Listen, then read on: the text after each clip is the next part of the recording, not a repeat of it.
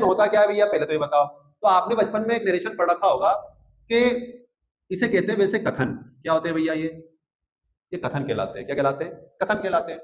तो नरेशन जब कथन होता है तो कथन का मतलब है किसी ने किसी से कहा। ओके, और क्या कहा, इसी बात को तो नरेशन कहते हैं। और क्या है नरेशन, समझ गए?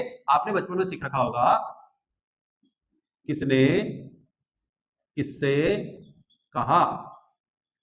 ओके, फिर उसके बाद जो बात कहते थे वो क्या होती थी भैया? किसने किससे कहा और क्या कहा, इसी बात को तो कहते हैं नरेशन। और कोई नरेशन थोड़ी होता है। और क्या है नरेशन? यही है नरेशन। हिंदी में अपन ने सीखा है बचपन में, किसने किससे कहा को क्या कहा, इसी बात को नरेशन कहा जाता है। ओके, यानी मेरी कही गई बात को मैंने किसी से कहा, लेकिन मेरी बात को मेरी स्टाइल में ना कहकर जब व्यक्ति अपनी स्टाइल में कहता है तो उसको कह देते हैं उस नरेशन का दूसरा रूप इनडायरेक्ट। बस, तो डायरेक्ट से आज अपन इनडायरेक्ट बनाना सीखेंगे। ठीक है, इतनी बात क्लियर हो गई ना? कोई दिक्कत? चलो दूसरी चीज देखो।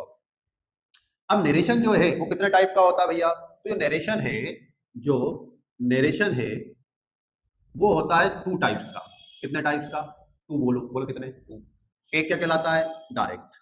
ओके सर, हो गया। एक क्या कहलाता है? इनडायरेक्ट। ओके सर, ये भी हो गया। अब ये बता दो सर आपको डायरेक्ट और इनडायरेक्ट होता क्या है?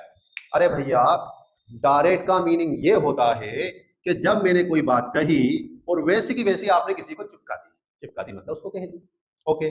और इनडायरेक्ट का मतलब वो होता है जब मेरी कही गई बात आप अपनी स्टाइल में कह देंगे। जैसा मैंने कहा वैसा का हुआ हुआ अगर आप बोलते हैं तो वो डायरेक्ट में चला जाएगा। और जब मेरी कही बात को आप थोड़ा थोड़ा मरोड़ कर अपनी स्टाइल में कह देंगे तो वो इनडायरेक्ट में चला जाएगा। क्या डायरेक्ट और इनडायरेक्ट क्लियर हो गया? क्या कोई परेशानी का विषय? क्या नहीं ना? चलो इतना आ गया, बहुत अच्छी बात है। अब सेकंड देखो भैया।